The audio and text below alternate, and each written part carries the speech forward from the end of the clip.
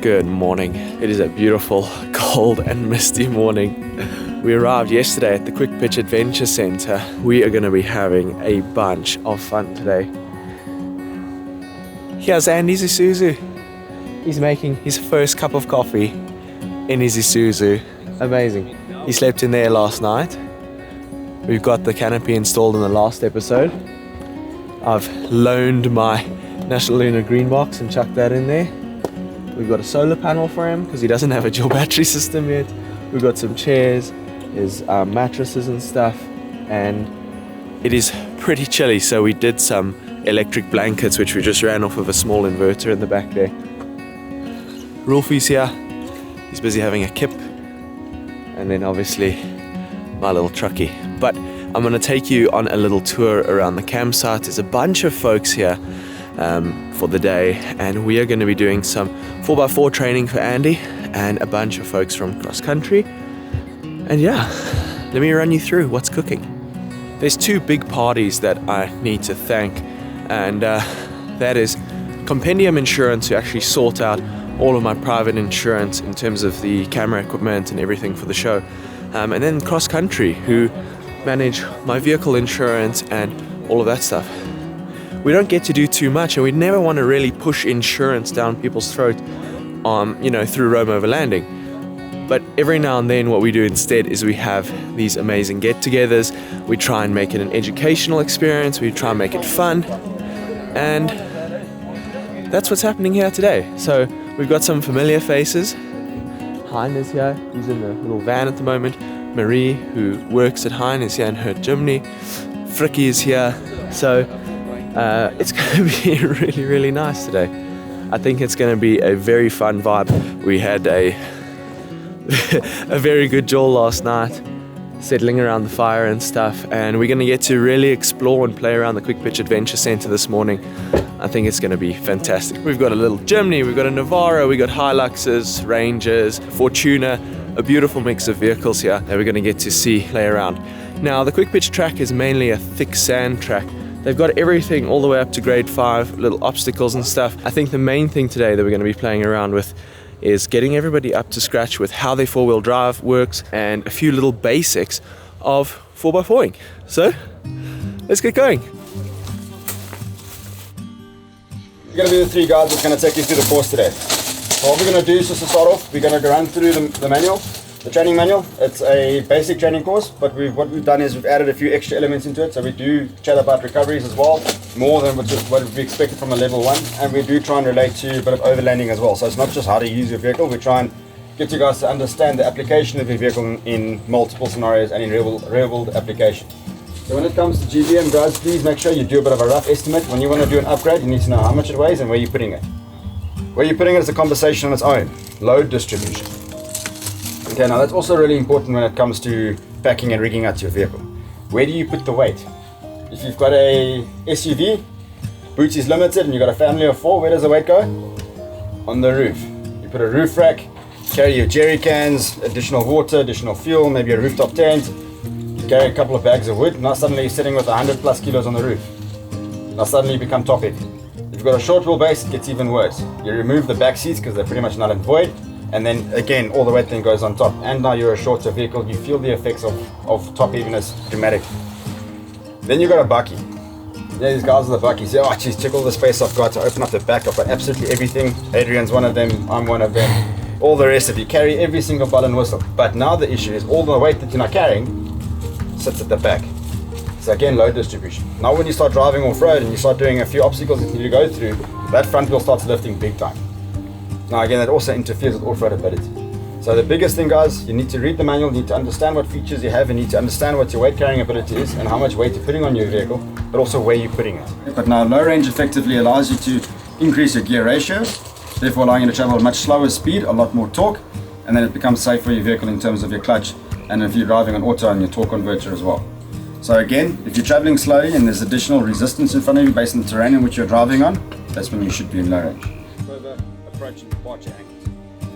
There's pros and cons of a short wheelbase. When you deflate a tire, you're improving what is called the footprint. It's the length of the tire. So we've actually done a test on that. We went to the Volt 4x4 track, we parked on a bit of sand there. We parked the Colt, we drew 2 lines in which the wheels are making contact at normal tyre pressures for the road. We then deflated to what I use for rock crawling. We drew another 2 lines as to where the tyres are not touching. Now, lengthwise, not width. Draw another 2 lines, and it improved by about 20 mil each side. So that means my footprint has grown 4 centimeters. So that's now an additional 30-40% of potential traction just from going down to rock pressures. And then we said, okay, cool, let's not deflate now down to sand pressures. Now sand being super soft, again we'll chat about that. No. We drew another 2 lines. By the time we were down to sand pressures, my footprint had actually doubled in length. That means I've got double the amount of traction potential just from deflating tires. It was so great to see practical, real-life information being given to everyone, and everyone, experienced or novice, was taking it all in and had something to learn. How's it going so far, Andy? So totally enjoying it now. I can see why you're pressing buttons. It's making all sense to me, because during the filming you're doing all that technical stuff. So I'm glad I'm doing this now. I'm learning so much. Yeah, now I know about tires, diff, everything. So thank you.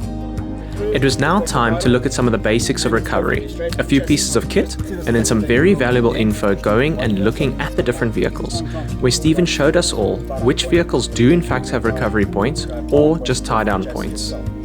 We learned that Andy's Isuzu has 0 recovery points, so that's something we will need to sort out soon. So Andy's Isuzu's 4x4 is not working at the moment, so Stephen is going to be taking Andy in his Colt and showing him, because it's a very similar type of vehicle. They're manual, diesels, and I think it'll be a more practical example for Andy to see and give him some kind of feedback to take into his own vehicle once we've got it up and running. Hopefully once the Isuzu's in tip-top shape, we can come back here and really mess around, get stuck and do some recoveries and practice. With all the new knowledge in mind, everyone was buzzing to get out and put some of their new skills into practice. You're first going to walk the obstacle now. Remember the golden rule 4x4ing? All 4 wheels on the ground, path of least resistance to maximize traction. And this is where it gets a little bit ugly. It's always great to see how different vehicles navigate the same obstacle. You get to really see how the wheelbase and whether or not the vehicle has traction control, diff locks, or a combination of both alters the driving style to get the most out of your vehicle. Some vehicles are cool and controlled, while others seem to be a little bit more chaotic.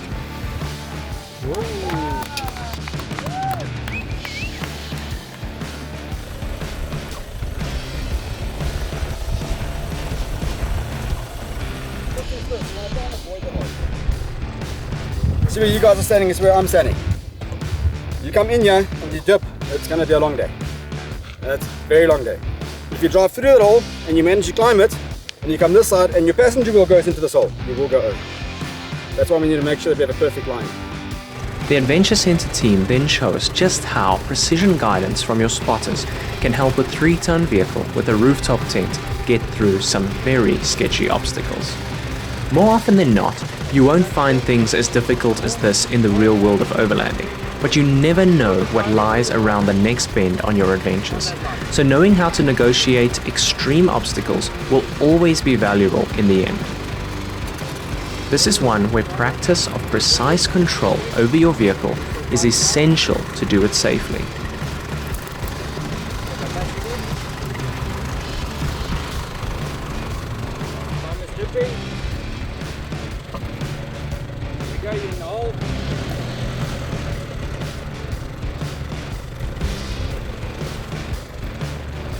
The end of the obstacle also has one of the first lessons of commitment for the day. Sometimes you just have to get the foot flat to the ground to get yourself through.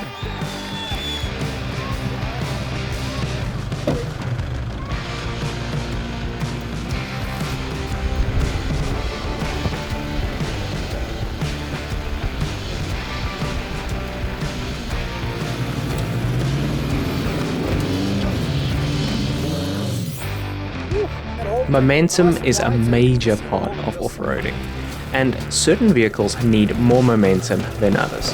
It's about understanding the relationship between how your vehicle delivers power and how willing the terrain is to grip that power. So less grip equals more momentum. More momentum equals wheels in the air.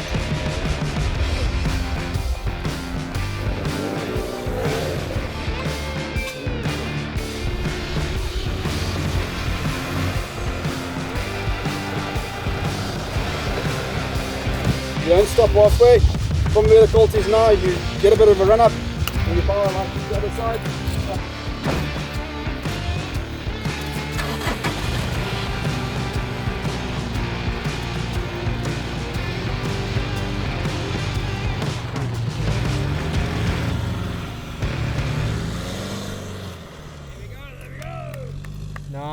Sometimes though, there are just physical limitations to what your vehicle can and can't do. And that's why it's great to travel with some friends who can help you out. You can tell he's heavier than she is.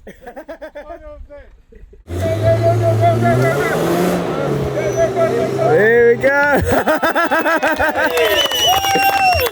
That's how you do it.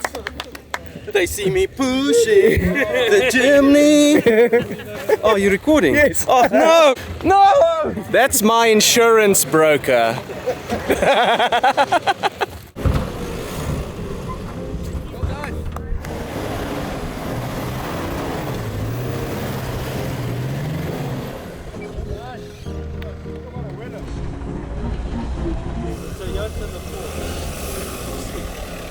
Very nice. That was well played.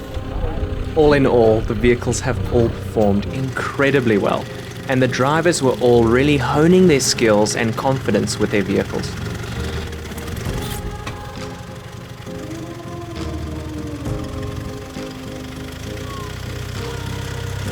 Andy had done every obstacle first and really set a great example throughout the day.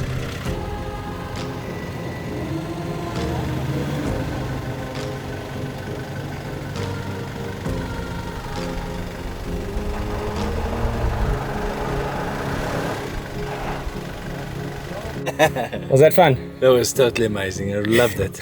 So that was an absolute blast. Everyone was enjoying themselves so much. You know, good to get the vehicles going, learn some new skills, even for the guys that are a bit more advanced, just to refresh yourself on some really tricky terrain. You know, the team here at the Quick Pitch Adventure Center have been absolutely amazing with, you know, teaching everybody, being patient with them. I mean, you know, Steve letting Andy take his colt on all the obstacles, and Andy just killed it. He was so good. So very impressive. I can't wait to come back here again and, you know, be able to do a bit of driving and stuff myself and get the whole team involved. But yeah, that was super cool. We're gonna settle down now. The fire's going. Lyle from cross country actually handmade some beautiful burger patties for us. I'm gonna chomp down on some beautiful gourmet burgers. We had new friends join us for the rest of the afternoon and to have a nice little camp with us later that evening. So we arrived to a full campsite and the burgers already on the braai. It's so great to see everybody come together around the campfire like this. But our lessons for the day weren't over yet. We had some real challenges that would be putting everyone's skills to the test.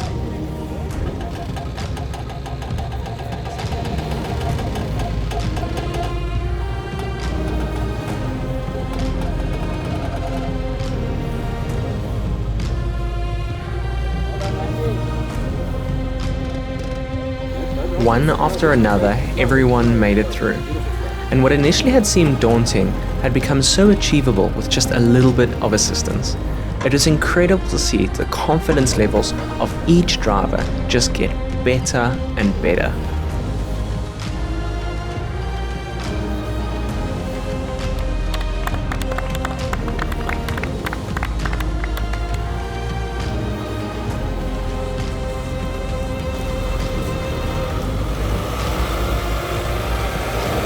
It's been fun today, huh?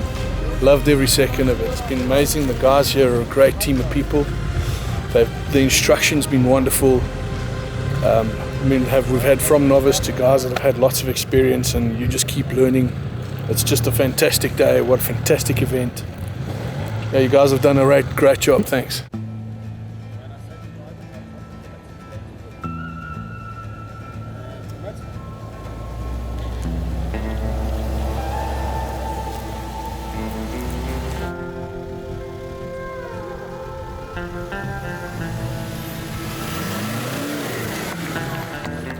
So this is my insurance broker, Fricky. Do you go 4x4ing with your insurance broker? I do. So Fricky actually works with Compendium. So Compendium Insurance, they're a brokerage. They kind of have to set you up with cross country. You can't go directly to cross country and, you know, get a policy. You have to go through somebody like Fricky. And that makes your life a lot easier because you don't have to worry about all of the fiddly little bits. Fricky does it for you. We're about to go. This is Fricky's 4x4, and we're about to go up a nice little obstacle now. Come, Freckles, let's see what it's made of.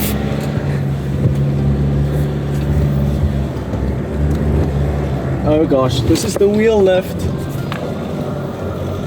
Easy, easy, easy. It's like you've done this before, Fricky. Yes, I have. But not in my buggy. So I actually met Fricky through the Suzuki 4x4 club, and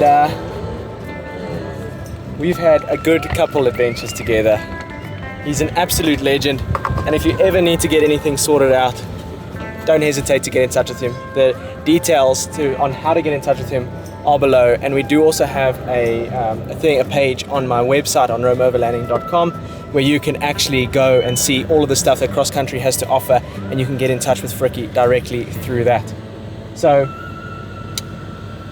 if you're looking for insurance, get in touch with Fricky. You're going to end up helping out the show, you're going to end up be helping yourself out, and you're going to get the right cover for your lifestyle. I have this little saying, adventure happens when you do stuff. And you really never know what bit of adventure lies around the next bend. Well, this time at least, it was something we could all learn from. This is what happens when you leave Andy in charge of a cult.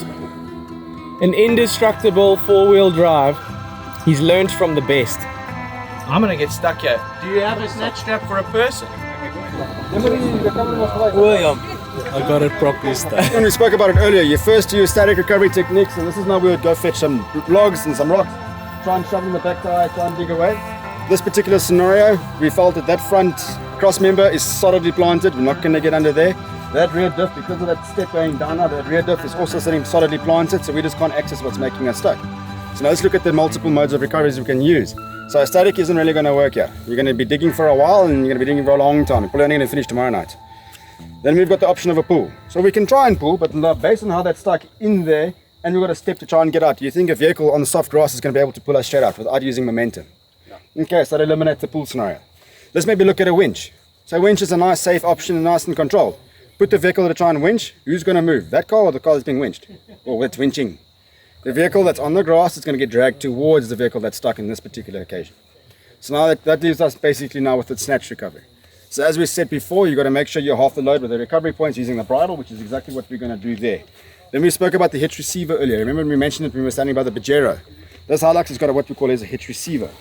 So the tow hitch actually comes out, that aluminium block I was telling you guys slides in, and now we've got a perfect recovery point. So now we're going to rig up now to do a snatch recovery. Good vehicle, is it? Andy, where are you supposed to be doing this? Go, Andy. Actually, I caused this. But you haven't learned how to do it yet, Andy, so you have to watch first. You'll do the next one. Yes, let's do it, yeah. Can I come through this again? I'm just asking. No. No. Okay, so we've now half the load. The shape is now sitting perfectly center. Soft shackle, guys, is used. Again, with the hitch receiver, it's now center. Okay, so we've got rated recovery gear that's rated for the weight of the vehicle. Now we need to do the safety practices. Now you can see Jan's now putting on the safety blanket. No point in just chucking the blanket over. If the blanket is empty, it weighs nothing. Is it going to do anything to a rope that snapped? Not a chance. So you've got to put soil and stuff in it to cause it to dampening. If the blanket, if anything does snap and the rope starts flying, you're not going to stop it. It doesn't matter what you put on it. The idea is to get it down on the ground so it slides underneath the vehicle. The next thing you now need to do is put this in an S shape. The last thing you want is this thing to kink or grab or anything like that where it can cause either to knot or to snap. So now what's going to happen now is we're going to climb into the Hilux. We're going to drive until the rope is taut. We're going to reverse back just a meter. We make sure the rope's in an S position. and we give it a go. If it doesn't, one more snatch, we come back 3 meters, make sure the rope is now in an S loop. Everyone needs to stand at least 1.5 times the length of the rope away. It's a 9-meter rope. I need everyone standing at least 15 meters away.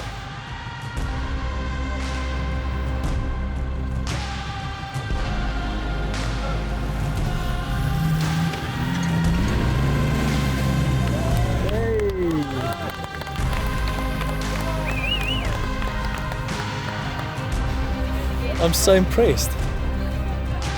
What an absolutely wholesome day. I think everyone, including myself, had an amazing time. It was so fun and educational.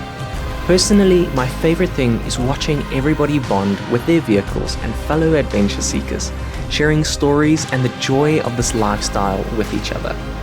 Overlanding and off-roading are really an activity best shared with good friends and family. And today, the Rome family grew a little bit more. So thank you so much for following along the journey and being a part of it all of these years. We are all here because of every one of you watching. So if you're new around here, remember to like the video and subscribe, and let me know down below in the comments if you'd like to join in on the next one of these amazing get-togethers. Anyways, I'll see you on the next adventure. Cheers!